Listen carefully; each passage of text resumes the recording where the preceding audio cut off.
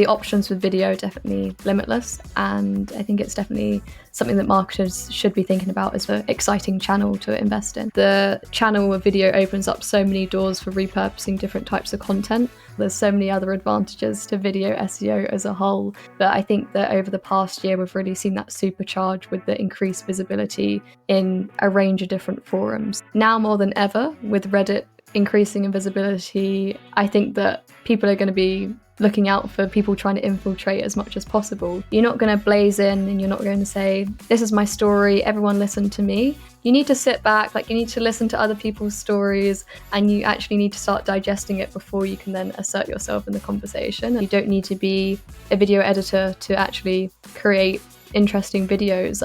Everyone has a voice, everyone has an opinion. That's exciting that people are able to express themselves, whether it's for the brand or not, even from a personal perspective. The human element is so important, especially because anyone can now generate content with one specific prompt. Your unique selling point is actually your point of view, and I think that's what's going to make people stand out in this age of the search evolution. I would definitely say that take your top 10 customer questions and create a short video for each one.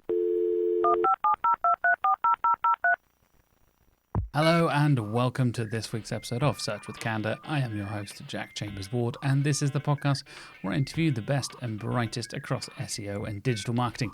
And this week I am joined by a fantastic guest, Georgie Kemp, the SEO lead at Veed. If you've ever edited vertical video or created social clips for social media, you've probably heard of Veed. It's a really great social media editing tool for video content, and video content is a big topic we're discussing this week. Georgie and I are going to get into basically why video content is kind of essential when you're thinking about your content strategy in 2026, and we're going to get into the evolution of search and how so much of the way we think about search, the way we think about SEO has changed recently, and some of Georgie's insights from being on the video and content side of things and how that influences her strategies in 2026 as well. In the meantime, if you are enjoying the show, if this is your first time listening, welcome. If you're a long-time listener, thank you very much. Please do like and subscribe on YouTube if you haven't already. You can hit the little thumb, hit the notification bell, and always get reminded when we publish new episodes every single Monday morning. If you're on Spotify, please do follow and give us a 5-star review. I'd hugely appreciate that as well. And if you're on any other podcast app like Apple Podcasts or anything else, there is usually a review and rate option there as well. I hugely appreciate all of the comments you guys are leaving on Spotify, you're leaving on the YouTube videos. It really, really helps promote the videos to the rest of that platform, whether it's YouTube or Spotify, and it helps me get feedback and start conversations with you guys as well. So it's a nice two-way conversation that I always really, really appreciate. Anyway, without any further ado, coming up in a couple of minutes, after an ad from Candour, funnily enough, our sponsor is ourselves, is my conversation with Georgie Kemp all about the future of search and video content in 2026. Coming up in a couple of minutes. If you've ever been through a website build project, you probably know the panic. You spend months designing something beautiful, approving layouts, writing copy, and then right at the end, someone asks, wait, what about the SEO? That is exactly the scenario you want to avoid, because if you try to bolt on SEO at the end, you face the cost of things like rebuilding code or tanking the migration entirely. And that's why you need to talk to the team at Candour. You might know them from their popular podcast, Search with Candour. I mean, you probably do since you're listening to this or watching this right now, but they are also a search-first design and build agency. They don't treat search as an afterthought, it's baked in from day one. Moving to a new site isn't just a design change, it's also a data change. One wrong move with your front-end code, your redirects, or your site architecture, and you don't just lose traffic, you lose revenue.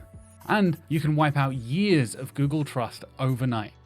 Thankfully, Candour has renowned SEO experts who work right alongside their designers and developers to prevent that from happening. They help you avoid those nightmare migration pitfalls and, very importantly, find new opportunities for growth that other agencies miss. If you want a site that ranks as good as it looks and keeps your hard-earned traffic safe, go to withcandour.co.uk. That's withcandour.co.uk. Most great websites don't get found.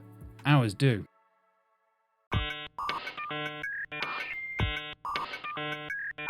My guest this week has worked in SEO and content for nearly a decade. You may recognize them from appearances on podcasts such as Tech Talks with David Savage and speaking at events like Brighton SEO, London SEO XL, and Women in Tech. She is a judge of the Global Search Awards and the SEO lead at Veed. And we have something in common. We are fellow NTU graduates. Welcome to Search with Candour, Georgie Kemp. Thank you so much, Jack. So excited to be here today. And also, alumni. I know. Yeah. Crazy, right? I wasn't aware that kind of thing. I often bump into semi-regularly Nottingham Trent University people, but I saw it ping up on your LinkedIn profile. I was like, oh, fellow NTU alumni, here we go. I think I'm a few years ahead of you, but very cool. Yeah, it's always fun to have that kind of like little extra connection, as well as I feel like the SEO industry and the content industry has kind of expanded so much in the last few years. You often get those cool little connections like, oh, I used to work there. I used to go there as well. And I know straight away, I know your work with Veed at the moment has been really cool. You guys are doing some amazing content, and I've used Veed for many years in social media video production and stuff like that. So it's really cool to kind of speak to somebody behind a tool I've been using for so many years. It's really, really cool. Oh, well, thank you so much. I know that we've got various different tools, so yeah, it's just great to hear some good feedback from a user as well. So yeah, appreciate that. Of course, yeah, and I think it's going to be pretty relevant to what we're talking about this week, because obviously everyone is talking about the evolution of search and how much of our industry has been shifting over the last year to 18 months or so, I'd say, and also how video content ties into that. And another topic that is very close and near and dear to my heart that I've done a talk on previously, how authenticity ties into that as well. And I think, as I was saying before we started recording, it feels like kind of three separate topics, but I actually feel like there is a really nice connection between all three. Is that how you're feeling about it as well, George? Is that why you're kind of thinking about this in the bigger and broader picture? Yeah, absolutely. I'd say that I've been at Veed maybe about a year and a half. So I think that as we were starting to migrate with this evolution of search, I was quite nicely placed with the intersection of search as a whole, AI, and video. And I think that it's given me a little bit of insight in terms of like what is shifting within the industry, and I think that how important the authenticity aspect of that really is. So I think that as I've been leading the strategy at Veed, that's been something that's been top of mind, and specifically those three pillars. So yeah, I think for me they're very much top of mind, and just seeing how that we can execute with Veed's tone of voice, brand DNA within every single aspect of that. Yeah, obviously, I think brand has pretty much been the buzzword of 2025 in SEO. It feels like, I know it has come up a lot on the podcast this year, that's for sure. And I think you're totally right when it comes to creating content and understanding what we're doing versus our competitors, and as part of the broader landscape, authenticity and video content seem to tie quite nicely and kind of connect each other in a nice way. As we said there, you're literally putting a face to the brand, to the tone of voice. It's not just someone typing, or God forbid, just chucking something through an LLM and AI generating content. It brings that real human touch to it, right? And I think that has become such a integral part of content creation. Do you think that's something that is going to become more and more important as we see video content integrated more into, I guess, AI search and what we're now calling traditional search as well? Yeah, well, absolutely. I think that it's a topic that video as a whole, I feel like there's some people are necessarily like scared to get into video because of the wild workflows that have been put upon us, and the lack of ease to use video. I mean, Jack, I'm sure yourself that as you record videos, edit videos to such a high quality, like the pain that that can necessarily bring. So I think that like video as a whole and the adoption of video we've been seeing at Veed like rise quite significantly. I think with the leverage of different forums as it being pulled through onto Google search results, YouTube's being cited significantly more. LinkedIn being a lot more video first within their content as well. I think that this is definitely opening up to marketers, but businesses as a whole, the opportunity of video, and another way that you can definitely repurpose your content to definitely create that authentic relationship with your customers at the end of the day. 100%. Yeah, I think it's really interesting you picked up on the integration of more video content into social media style feeds. It feels like, I know, I covered in my Brighton SEO talk earlier this year the Google Discover inclusion of lots more short form video content. Like you said, also YouTube has seen a huge increase in visibility through both AI mode and ChatGPT and Perplexity as well. Do you think a lot of marketers are kind of underestimating how important video is at the moment? I think some biases, absolutely. I think that it's definitely another way that you can help to portray and put a face to your brand. And I think that in a wave of this AI generated content that's definitely coming up with some different brands out there, I think repurposing your content, putting a face to the brand, being able to synthesize a question that a user is asking in a quite an easily to digest type of way, and able to really understand that problem, be able to explain the problem and how your product is necessarily the solution for it, I think is a really interesting way to work through different types of video content. So I'd say that with my SEO hat on as well, there's so many other advantages to video SEO as a whole.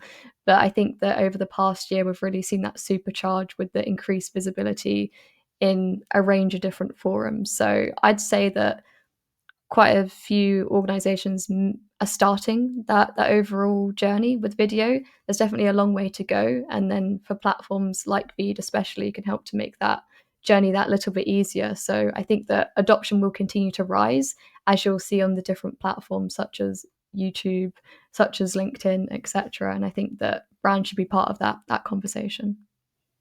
Yeah, I totally agree with you. And I think, as you said, me producing this podcast and doing video content here, it is a lot of work. And I think a lot of people see a lot of the high production values of some huge creators and big brands and things like that, and kind of expect to jump straight in at the deep end, right? Do you think that has been, I guess, a kind of a common pitfall for a lot of brands to maybe get the wrong impression of what video kind of content is in 2025 and how that ties into their strategies? Or is it something where, that authenticity and actually maybe a lo-fi approach to it could be beneficial in some ways as well?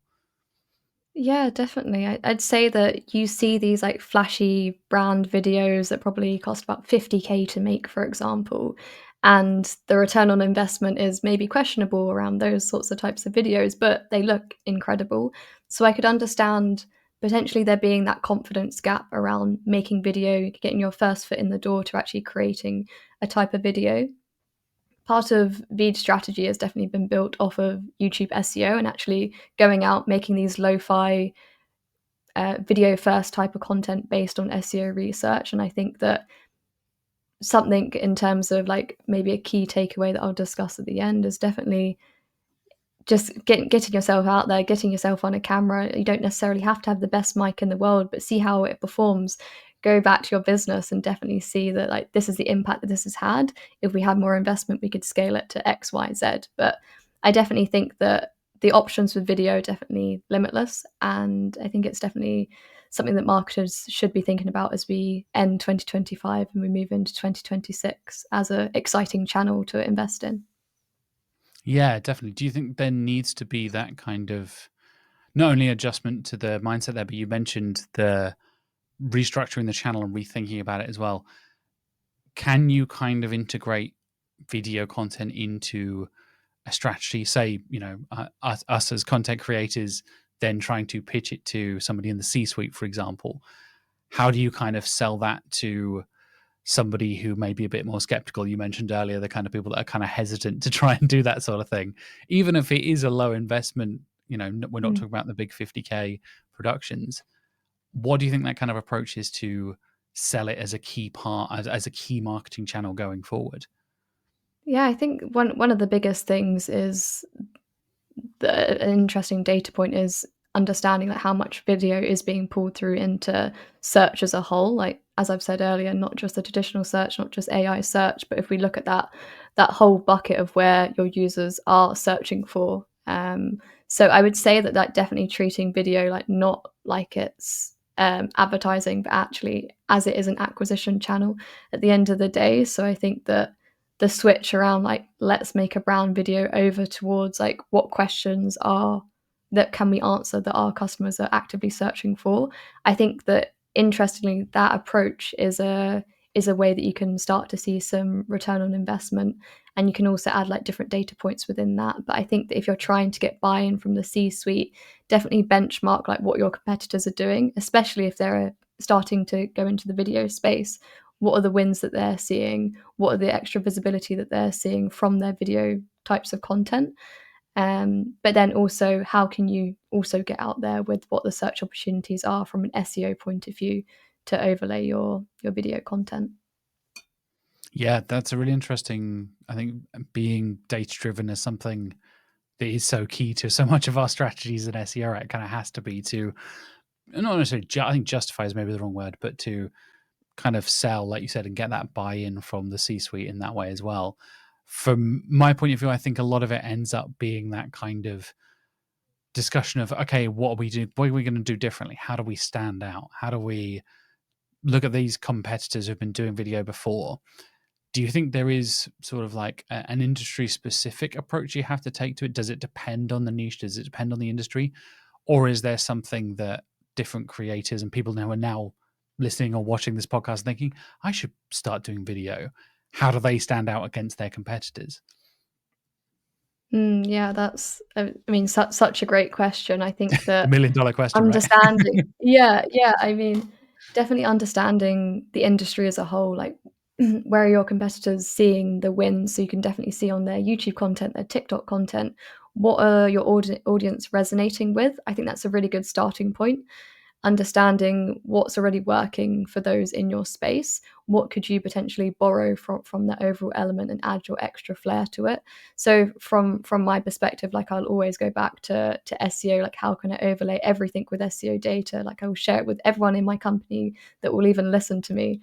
So I definitely say understand what's already working in your space. Like, is it these flashy 30-second videos about this cool product launch which is overlaid with different types of content, subtitles, etc., or is it something that is quite lo-fi, like myself speaking to a camera about what's the latest product launch, hitting the 3 pain points that we're solving here, understanding, and I think also testing different formats, because what's working for your competitors is also great, but necessarily you might also be able to further supercharge that with your own flair in terms of your brand DNA as well. So I would go back to say the classic SEO answer as it depends.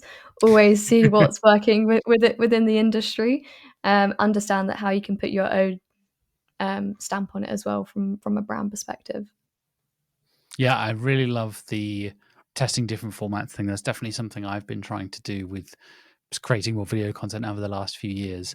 And I think that's something the SEO industry has been saying in terms of content and even technical SEO side of things as well. Test, test, test, get the data, get the results, and make your informed decisions from there. And I think a lot of people, as you said, tend to just kind of, oh, I'll follow exactly what the competitors are doing and kind of hope for the best. But I really liked what you said there about the search opportunity and combine that with the format experimentation, trying landscape or portrait or subtitles or no subtitles, 30 seconds, 60 seconds. There are so many different options, I think, even in what seems like a relatively small thing of just video content, you can change so many little different things and shift the dynamics in different ways that can make a huge difference. I have seen, 3 or 4 times the amount of views and likes on YouTube just from an approach standpoint, an editing or a kind of style, rather than, do you want to put music in the background and have, like you said, like super tight jump cuts and the kind of classic TikTok-y kind of vibe to it? Or do you keep it very natural and unedited and it's just one person and a camera? I love that kind of, as you said, like the experimentation side of things, because that's where you're going to get what works and what doesn't work. And I think that is what a lot of people kind of get carried away with. Oh, we'll just do a TikTok video and it has to be a particular style. You'd be surprised Yeah. how much cool, interesting, weird ideas can actually kind of work as well. Yeah, and how like everything has to go viral, but what is actually the possibility of that as well?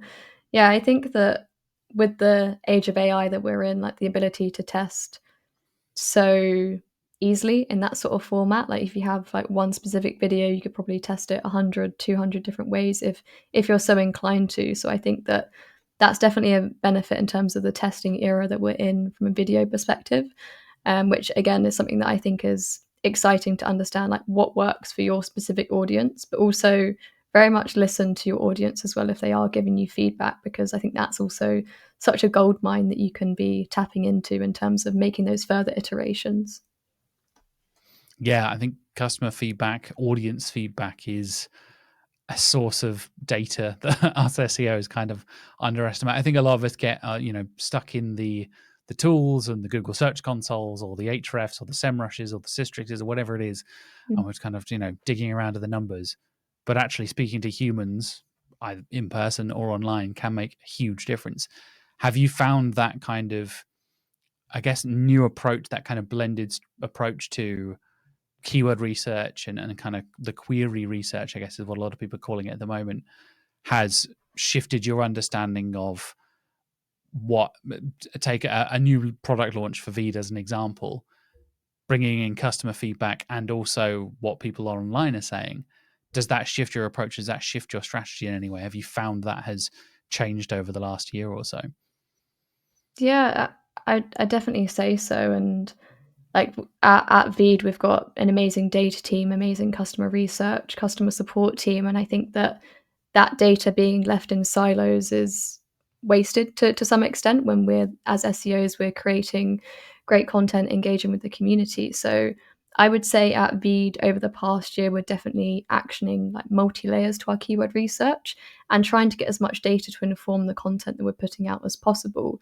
So I think we've definitely got the traditional search data that we see from the tools that you've definitely listed there, but also overlaying that with customer support queries, sales calls, like what are some FAQs that are Mm. being brought up quite frequently? What are the pain points that new customers are also coming to us about? Reviewing site feedback. So I think like specifically with the citations around like G2 Capterra, that's also like such an interesting goldmine to explore. And then also, of course, like different community forums. So I think that for me, definitely the keyword research has evolved in terms of not just focusing on the traditional layer, but also overlaying the community layer, the voice of the customer layer. And I think that it's just adding these different data points can really strengthen the content that you're putting out, the engagement with the customer. So I'd definitely say, like for us at Veed, we're cross-referencing as much as possible, collating all that data to make sure that we're going to be putting out the best, the top content that we can. Yeah, I love what you said there about cross-referencing and describing it as layers, because I was kind of picturing it in my head as you were saying that, and that totally lines up with how I think about it as well, where you try and find those kind of commonalities of like, oh, we found that there's particular searches for this. We've seen through people also ask data or search volume data, whatever it is, or queries on our search console, and also the customers are saying something very similar as well. And then people on Reddit or Quora or wherever are also saying something. And you can really Mm, kind of, you'd be surprised. I think a lot of people will be surprised how often, sure, they might be worded differently, especially with, as we kind of touched on, the shift in search behavior that has happened recently. But I think a lot of it aligns more closely than people would guess in many ways. Has that been your experience where, like you said, you try and find those points of alignment and points of where everything kind of, not necessarily word for word aligns, but you get the kind mm. of search intent and that kind of, I don't know, a kind of approach to it, right?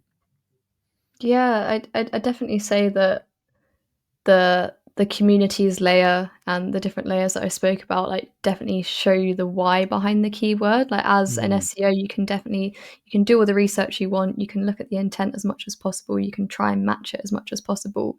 But when you add that extra layer from a voice of a customer and different communities, they're really telling you like what they want out of a product, out of a solution. So I think that like for me, like the customer support and also like the reviews definitely validate like why we should be going after a certain term, and definitely helps us overall prioritize. I kind of think back to like the traditional SEO space, like let's say in Veed's point of view, like subtitle generator is 10k searches, so like that's pretty meaty, like we should go after that. But from a Reddit perspective, I think a specific user can have a really long tail pain point, and I think that the it's really interesting that we're picking that up in terms of a potential solution within our product that we can solve, and how can we be presenting that information to this consumer base. So I'd say that that additional element to traditional search definitely helps to create content that fully matches search intent, but also solves that user need as much as possible, because at the end of the day we are writing for the users, not just the bots, even as search evolves. So I definitely think that definitely have that data driven approach, but use your gut at the end of the day. We're here for your target audience. So how can you position your product in the best possible way there? Yeah, definitely. I was thinking just then as that kind of style of search, like you said, the evolution of the way people are searching at the moment, especially when it comes to things like ChatGPT search and AI mode and things like that. This era of conversational search that we're kind of entering at the moment. This is I'm kind of like ballparking and guessing here now off the top of my head. I would guess that would make search data align more with community style stuff, like you said there, that you get the kind of typical, 10,000 search volume, something like Mhm. subtitle generator being a broader header term that we would traditionally talk about in SEO, and then get an example from Reddit, as you said there, Georgie, of this is a much more long tail, way more specific kind of thing. I'm finding that a lot of people are searching now more long tail and more specific within Google, within ChatGPT, that more conversational style. So again, I'm kind of like theorizing off the top of my head now. Do you think that would be something we would see more alignment of as we go forward, as this kind of evolution of, for a better phrase, voice search, conversational search, the way people are interacting on a query level with search engines shifts over the next couple of years or so? I think that that's really interesting way to be looking at it, because like traditionally, as you've said, we've got the header term, the longer tail term, and it's usually you pick like one of the two. Like something like the strategy like that was probably around like five years or so ago. But now, because of the shift that we are seeing in search, I think that you are going to provide a lot more value by answering your user queries. And I think that if you see a rise in searches around a specific, like super long tail query that are being brought up on ChatGPT, for example, and a certain theme around that certain topic, I think that from a business value perspective, like putting more eggs into that basket would provide the business with a lot more value, as opposed to targeting that 10k searches, which you may rank number 3, which is great, but is that product specifically set up for that specific user and their specific need? I think that I'm excited to see that change in search, and yes, I think that we are going to see traffic declines in this part of it, but I think the value of the user and the value to the product of the user and that matching up is going to be a lot more accurate. So still very much a search intent girly, always will be. So I think no matter what happens with search, that'll always stay true. But I think it's an interesting thing that people should be thinking about what you've just said. Yeah, 100%. I appreciate the search intent girly kind of badge you're wearing there. I would wear it along with you, mate. Absolutely. And I think that is definitely the shift we've seen. You mentioned the drop in clicks there, which has obviously been a huge part of the conversation in the industry this year. Does that drop in clicks and that kind of shift in the way people are searching, does that shift your kind of thoughts around, you mentioned ROI, right, in video content earlier. Does that shift the ROI and even the KPIs of things you're paying attention to when it comes to creating more community focused or community driven content in that way? Because you're not going to be expecting to get, as like we said, 10,000 clicks from answering a particular customer point. does that then shift your KPIs and your expectations for ROI when you're having conversations with your team, with the C-suite and things like that as well? Absolutely. So I think that when we go back to traditional SEO, it definitely was quite simple. I think like you rank higher, you get more traffic, you measure the conversions, brilliant, quite linear, which is great. But I'd definitely say from the community-centric SEO that maybe some of us are starting to shift into operate slightly in that different model, so almost switching it on its head. So you're definitely not optimizing for that one moment that someone's going to click your position 3 on your site, but you're actually optimizing to be memorable and credible in that specific area. So, but not just on that specific thread, it's across hundreds of different touch points. So whether it's you start on a Reddit thread, you then move over to a specific another forum, you click on an ad, like it's getting a lot more complex in terms of overall ROI. So I think that my stance right now is that in the industry, yes, we are seeing clicks decline overall, but also we are seeing, some people are reporting conversion rates are going up quite a bit more than traditional search in the space. So I would say that I am thinking about it differently, and the conversations that I am having, it's more you are playing the long game in this new evolution of search. And then I think just setting those expectations around like having a solid strategy in place is definitely key. Definitely, yeah. Do you think I don't want to talk bad about specific communities here, but let's be honest, Reddit can be quite hostile at times, to say the least. And I have found from conversations with clients in the past of people who kind of just want to, for want of a better phrase, wade in and have their say on an established community. And from my experience, that goes very badly on Reddit, and you get kicked off of Reddit by a moderator very quickly. They're quite protective and quite hostile and protective, but I think Mm. rightfully so, right? You need to kind of, as you said there, prove yourself as a member of a community, as a voice of authority, as someone to trust in that space. Does that kind of approach shift the way you're approaching those communities? Do you feel like you kind of have to get involved in the conversation from the ground level, or are there some places where you can actually kind of start establishing yourself quickly, or Mm. somewhere in the middle? Perhaps there's always that messy middle when it comes to SEO as well, right? Yeah, 100%. So, yeah, I think it's something that we've been monitoring for about the past year, and I think that we're in a good place now in terms of like what our strategy and how we can show up as authentic as possible within these types of communities. What I would say is something that really resonated with me the other day. I was on a G2 and Reddit webinar, and I think it was the head of research at Reddit said, it's like you're going to the party for the first time. You don't know anyone. You're not going to blaze in and you're not going to say, this is my story. Everyone listen to me.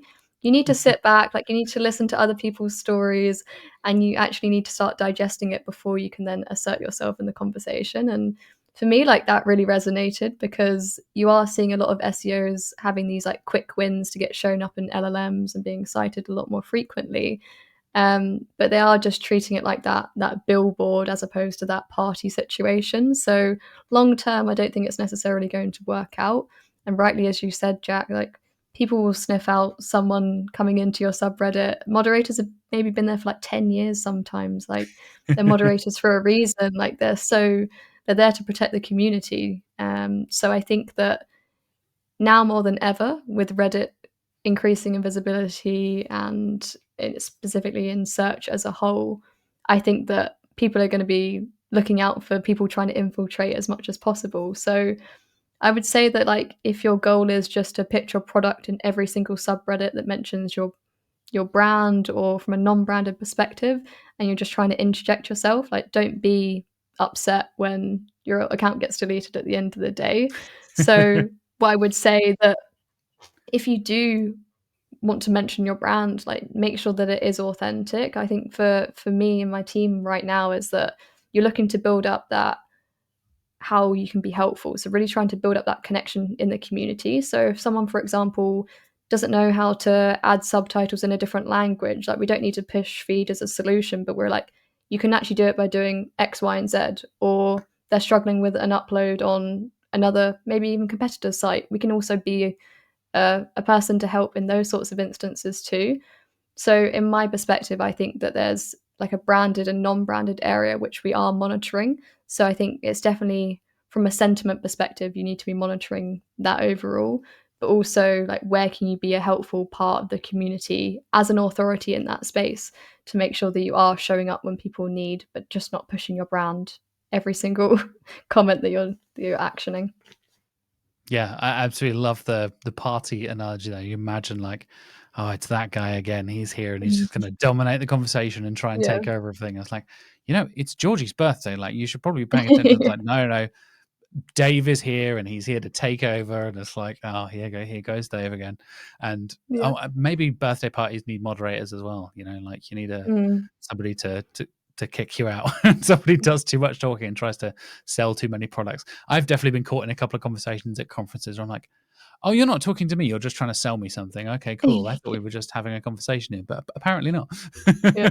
And I really like what you said there about like you said, the nature of being honest about what your product does and doesn't do, and being open to having conversations with or about competitors. I have had, this is 3, 4, 5 years ago now, earlier on in my career, where having that kind of conversation with the client of, we can't mention a competitor. That's impossible. We can't possibly do that. That goes against all the brand guidelines and all of the rules of marketing. It's like, actually, you'll find, you'll be pleasantly surprised how many people find that refreshing. Like, oh, wow, you're happy to talk about how this other competitor works and how you may have this pro and this con, but they also have this pro and this con. And I think that honesty ties into so much of that authenticity and so much of what Google talks about with EEAT, right? And how much that ties Mm. into being a trustworthy brand. Does that affect your kind of approach to content in that, when you're coming from that community-centric approach? Is it as simple as, being opening to answering questions from a branded account on various different forums, whether that's something big like Reddit or industry specific ones, or is it actually creating more of that content, as you talked about earlier, where you're also targeting those FAQs specifically? Is it a combination of both? Is it something else as well? I'm kind of thinking about the ways you can actually kind of integrate that into your strategy. Yeah, I'd definitely say that there's, of course, there's different ways that you can do it, and I think that something that we're seeing success of right now is understanding like what are the core areas of your business that you would like to increase in visibility. Of course, that's something that we're always going to be thinking about, and then digging down further, like what are the people in those specific communities actually speaking about. And I think that the comparison side of things is really, really interesting, because that's something that we're tackling right now, because part of our business is the video generation side, but video editing side, but then we also have the generation space. So everything to do with all of the different AI models that are coming out pretty much daily. So like one day we could be the best at X, but actually in 2 days' time, when we're not up to the same bar as other competitors. So I think that it would be doing our customers a disservice to say that we're best at X when someone else has come out with a better product. So I think for us, in terms of our content creation overall and specifically Reddit, we are seeing some successes of actually being like putting our hands up sometimes around like X isn't our biggest focus, but actually another competitor is actually doing that quite well, because that's what their 100% their ICP, what their core focus is. So we will actually recommend them in that case, because I think that's definitely solving the customer query. They're probably not going to have the best time on our specific product at the end of the day. So I would definitely say like comparison-based content is something that we're seeing come up quite frequently in terms of what's being cited. So it's something that we are doubling down on to a certain extent. And how can you also repurpose like maybe a blog post sort of format over to Reddit? We're seeing some successes in terms of like a grid-based format, in terms of like pros and cons for different use cases, and specifically on those like model sorts of areas, because it's really easy to be digested. LLMs can also read the text quite well. So yeah, I'd say it's probably like a combination of different things that you've mentioned there, but also again, just test, see what works for you and your brand. I don't think that there's a playbook to get everything right now, But I think that that's also what makes it really exciting, because you can be creative within your leadership, within your strategy. So I'd say just test, see what works. What does your community want? And try and be there for them in that sense. Yeah, definitely, definitely. I really like what you said there about the comparison side of things. We've definitely seen not only the increase in, as you mentioned there, like the citations of listicles and comparison, but actually within the, for want of a better phrase, the SERPs, I guess, of Mm. LLM and AI search, you can literally say, create a comparison table of these three brands and their products. Give me these 6 features. Da, da, da, da. I did this the other day. I'm looking for a venue for an event we're planning to host later this year. I was like, find all of these things. It's venues with this capacity within this Mm. distance to this thing. Create a table, include links to their websites, da, da, da. And I did almost like my own little comparison of Gemini versus Copilot versus Yeah. ChatGPT versus Perplexity. And as you said there, you'd be amazed how much that really is how people think about products, and product comparison stuff has been around for as long as products have been around, right? But I think the actual visual style of it, like you said, bringing in grids and tables and actually presenting it in a way that is easily digestible, I think is hugely underestimated. Me as a user, I find that Mm. maybe that's my ADHD brain needing to get to the information as quickly as possible, but I find a table much easier to read sometimes when you're literally, going like for like in product features and things like that. And I Mm. think a lot of people kind of underestimate that.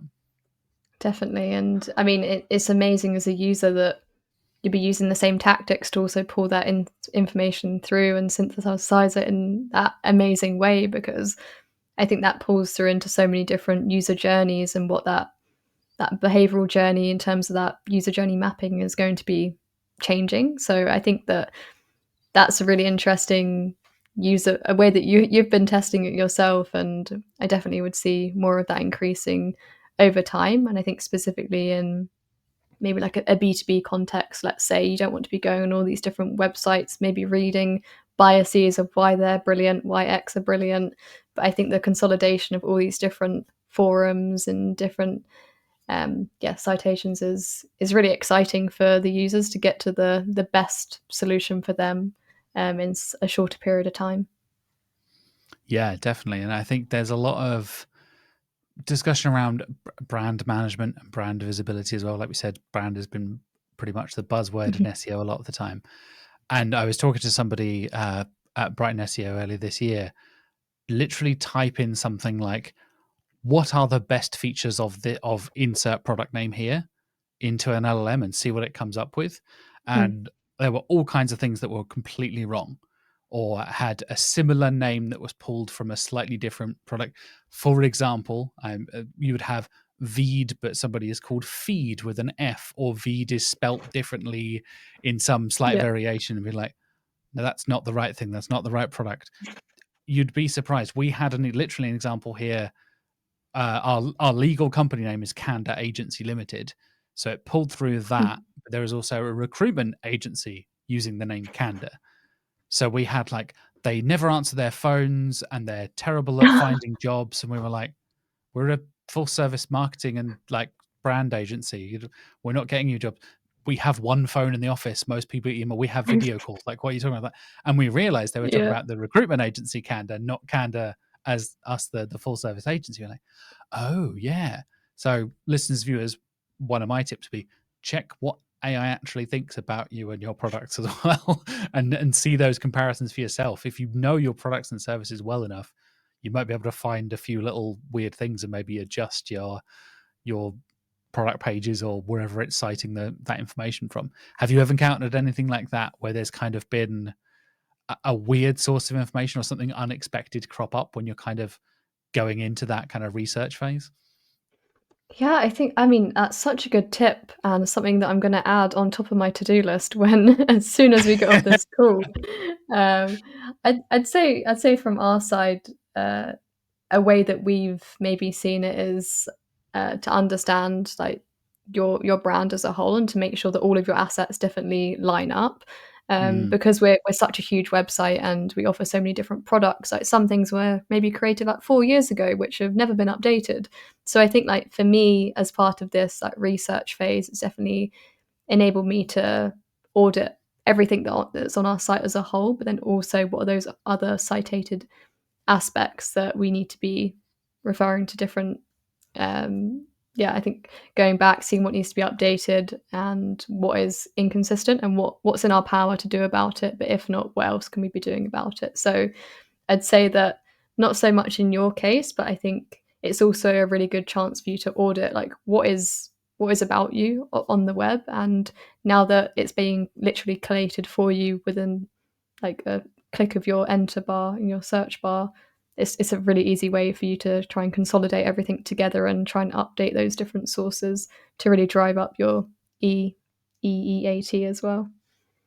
Yeah, definitely. I think there's a real kind of brand audit consistency. I think you're absolutely spot on. You'd be Mhm. amazed how often an old social media profile might pull something through, or exactly as you said there, a product feature that we haven't even thought about in a few years is suddenly being referenced as one of a key thing when somebody is searching for a comparison, or doing a particular branded search. And understanding, not necessarily on a prompt level, but what people are seeing about you and your brand and how consistent you are. I think that ties perfectly back into what you were saying earlier about authenticity as well, right? You can totally see when a brand is like, oh yeah, they're really chatty and fun on social media, and then you click on their website and it's super cold corporate, everything is Mm. super straight laced, and there's no fun, there's no engagement whatsoever. And I think for me, that is quite a jarring, as you said earlier, like user journey and customer experience, right? I completely agree with you. That consistency is so important. And that ties back really nicely to the human element you talked about earlier as well. I think having faces as part of your brand, having things like video content to bring a voice and a face and a person, knowing that, oh, I have used Veed for years, and now I'm finally speaking to Georgie from Veed. Like there's a person behind the tool that I have used. It's not just Mm. a URL or a piece of software. There are humans behind that. You mentioned like your data team, the developers, researchers, the rest of your SEO team, the marketing, all this kind of stuff that goes into a brand. Oh yeah, there are people behind that sort of stuff. And I think a lot of us kind of get stuck in a brand is one big kind of entity rather than it being actually the humans behind it. And exactly as you said, Mm. that's also true for our search strategies as well, right? Yeah, yeah, absolutely. And I think at Veed we definitely try and encourage the team to utilize it as much as possible because like we've got all the tools in our laps to be testing it out. And I think that's also the beauty of it as well. Like you don't need to be a video editor to actually create interesting videos. Like everyone has a voice, everyone has an opinion. And I think it's exciting that people are able to express themselves, whether it's like for the brand or not, even from a personal perspective. I think it definitely helps to give you like that little bit more leverage to understand and speak from your own personal opinion as well. So yeah, I'd say that it is really interesting from like both the brand and also like a personal development point of view. Like utilizing video is a really exciting way as marketers that we can be utilizing that within our own strategies. Yeah, definitely. And I kind of want to touch on how your approach to AI has been, maybe personally as well. I'm kind of intrigued there as well, but also as part of your overall SEO strategies as well. Do you think there is a kind of, I wouldn't say an over reliance necessarily, but a people that kind of just want to make everything as fast as possible and get AI to do as much as possible? Mm. For my side of things, I worry that we are letting AI do too much sometimes. How do you feel about the approach to, when should that human involvement be a part of that content creation process, should be a part of that strategic approach? How much of those kind of repetitive tasks should we let AI and LLMs do, and when should we bring in, you know, product experts, marketers, and that kind of stuff? What's been your approach to that? I'd say that it definitely depends on like your current company setup. I'm quite fortunate that we do have specialists for different elements within our SEO strategy, which is brilliant because we can use AI to supercharge different elements within that area. I think that what I would say is that like AI is brilliant at strategic content context setting. Um, So they're great at the tactical elements, which you can see if there's something which is really sucking up your time, like how can AI be your partner in terms of working through those repetitive tasks. So if it's going to be writing like your script variations or like your intro videos, if it's going to help to analyze a certain type of data, maybe within your weekly ranking reports.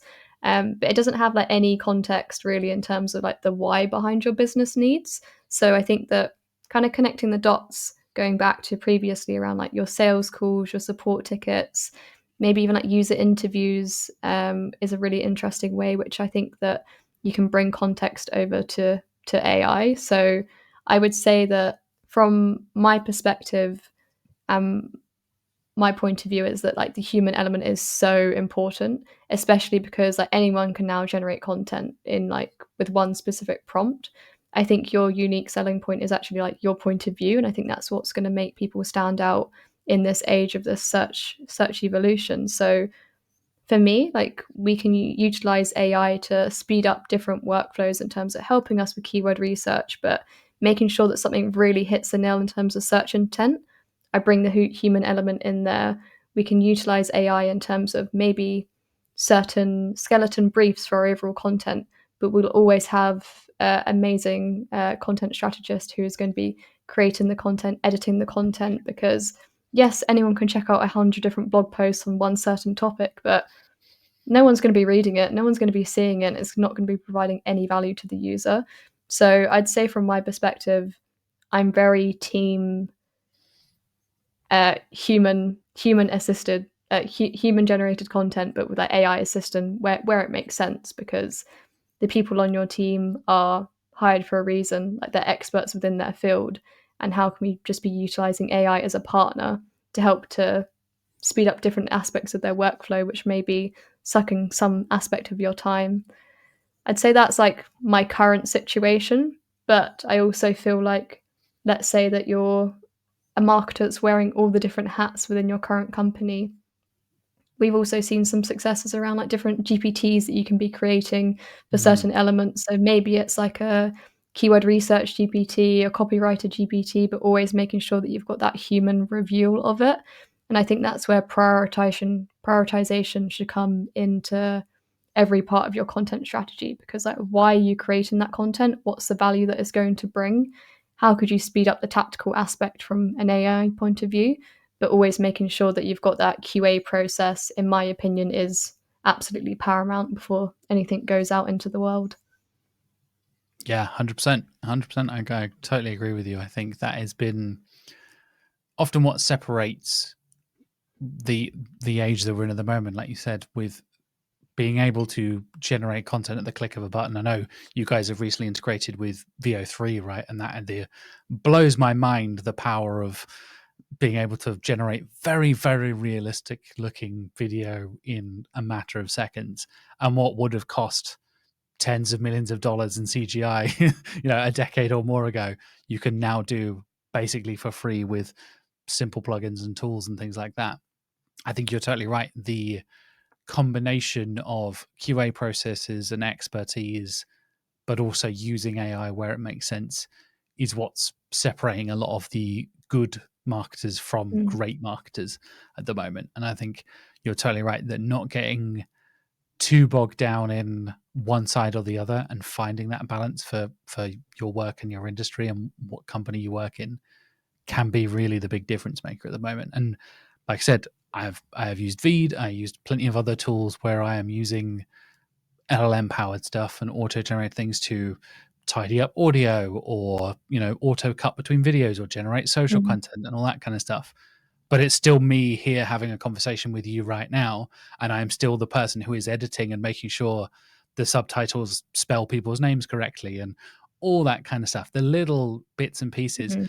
the amount of times other people have done clips of me and me working at Candour, people thinking I work at Canada, the country, for some reason, or various other things, has been an absolute nightmare. It's Mm. like, did you not just check? Just have a look. Have, like you said, have that final QA process. And it doesn't seem like a little thing, but it comes back to that branding. It comes back to that consistency, right? I think those Mm. little mistakes, if they don't get caught can add up pretty quickly. And often I will lose faith in a brand if I'm like, oh, you keep getting that wrong. Like, come on, is it that difficult? Get someone to check, Yeah. you know? Do you even care at the end of the day? And I think that Yeah, that's where the QA's job has always been. So I think that we're now having to act as that brand guardian as part of our overall SEO strategy. And I think that maybe now is the time that is being reinforced into more organizations where maybe it wasn't before. So I honestly think that it's a good thing. Right now, I know that again, as you said, some people have been quite skeptical. I'm definitely an optimist in that in that camp. yeah, definitely. Well, I like to finish every episode with some recommendations, Georgie. So I'm going to pitch a couple of questions over to you for some specific recommendations. What is one actionable thing the viewers and listeners should start doing right away today? I would definitely say that based on kind of like the introduction to video. So if you're if you're thinking right now, maybe after this podcast, or even just like seeing some of your competitors like start in the video space, I would definitely say that take your top 10 customer questions and create a short video for each one. Again, like take that lo-fi format, try and make it as like less hefty work for you as possible. But I think that what you can do is you can start to get different sorts of feedback and understanding around like how that content performs. But also, like once you have one bit of video, you can also repurpose it in like 10 different ways, whether it is creating little clips off the back of it, creating blog posts from those clips, adding it to LinkedIn if relevant, or certain Reddit threads. I think that the channel of video opens up so many doors for repurposing different types of content. So if it's like 1 hour of your time, just sitting down and doing that will also hopefully really help to understand your customers more, digging into that data, and then understanding what the response is like off the back of that as well. So I think that that is definitely like one of my key tips. I know it's nerve wracking, but if you don't go out there and do it, then someone else definitely will. But it's a good opportunity to also get in front of a camera, speak to your customers. Definitely, definitely. Yeah, I think, like we said, a lot of people are hesitant to create video stuff, but just get a camera, get your phone, get a little, little Mm. plug-in mic. It could be as simple as that. And actually, I found, I don't know if you found the same thing as well, Georgie, like it can be pretty intimidating at first, but you kind of get used to it after a while, right? And I've realized now I have been doing video content for long enough every single week for the last couple of years. I just don't even think about it anymore. It just kind of comes fairly naturally.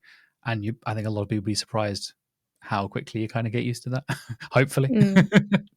Or even like, yeah, meeting friendly folks in the industry, like speaking with you today, Jack. It's like just meet someone that makes you feel comfortable and maybe have more of a conversation around it if that's how you like to ease yourself into it. But yeah, I know that it is a scary step, and there is that confidence gap. But once you try it, like I promise you that hopefully it'll be a bit of like a bug, and you'll want to get back into it, especially when you hopefully see that ROI starting to come through. Definitely, definitely. Next recommendation, a particular tool or piece of software that you think deserves a bit more attention. This has like been a really big one at Veed that our CMO brought in, but it's a AI meeting note taker. It's called Granola. And it's changed my life, honestly. Like if you'd seen me before, like yeah, not to be dramatic or anything, but it's so great. And like if you would see me prior AI note takers, I'm very much I have to write every single thing down. So like I'm not listening to you. I'm scribbling down what I need to know because I think I'm going to forget it in about a week's time with our next one-to-one or something. But now this allows me to completely focus in that meeting. So that's definitely helped in terms of over the past like year and a half since I've been at Veed. But I'm also trying to like flip its solution to find a different way to work for me. So I'm actually like, yes, I'm using it as a note taker, but it's got a like chat bot, so you can ask it quite self-reflective questions. Which I started it on a Friday afternoon once, and I thought, oh, I'm not quite sure about the answer that would come back, but it's basically I want to ask about how I communicate.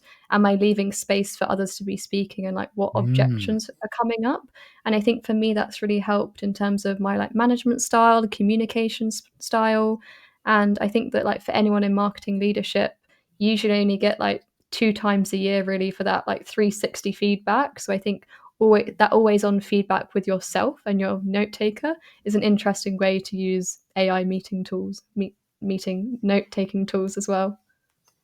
I've heard of a lot of AI note takers. I have never heard that approach before. That is really interesting. Having a, like you said, continued professional development approach to it as well. And yeah, I have totally noticed.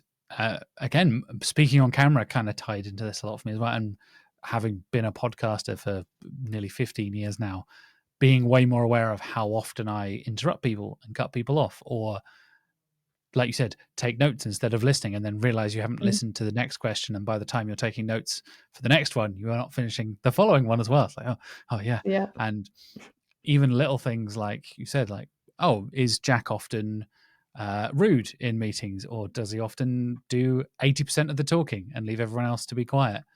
Are you leaving room for other people to talk? Can be a really underestimated part of management. That's a really, really interesting tip. I really like that, mate. That's a really, really good one. Oh, glad it's helpful. And definitely, yeah.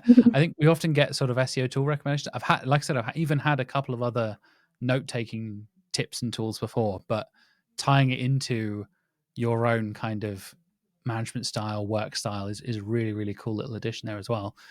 And last but not least, something fun, something interesting, a video, an article, a podcast, movies, whatever you like. What have you been enjoying? That was a pun, unintended pun. What have you been enjoying recently, Georgie? I would say that I'm a couple of years late to this trend, but I've recently got into banana bread making, which is I know everyone did it a couple of years ago, but I basically came across this recipe because I had some miso paste in my fridge when I was clearing it out, and I thought I can use that. Looked up a recipe. It's called Miso Tasty the recipe, and it's miso banana bread. And just when you thought banana bread couldn't get any better, adding miso paste in it, honestly, the best thing of my life. But now I'm consuming banana bread a bit too much in my life, but trying to weigh it up with like one of your 5 a day with the bananas, everything else in it. So I'd say that I've really been enjoying miso banana bread right now, and yeah, I'll share a specific recipe as well if anyone else is interested. Awesome. Yeah, I definitely, my partner and I definitely got on the banana bread train, like you said, a little while ago. And credit to Miso Tasty. I was just playing around with the article when you sent it over in the show notes beforehand. There's literally like a little checklist for the ingredients and stuff, and you can choose a metric system or the, like, you know, pounds and all that kind of stuff as well. Credit to them for making a very cool interactive cooking.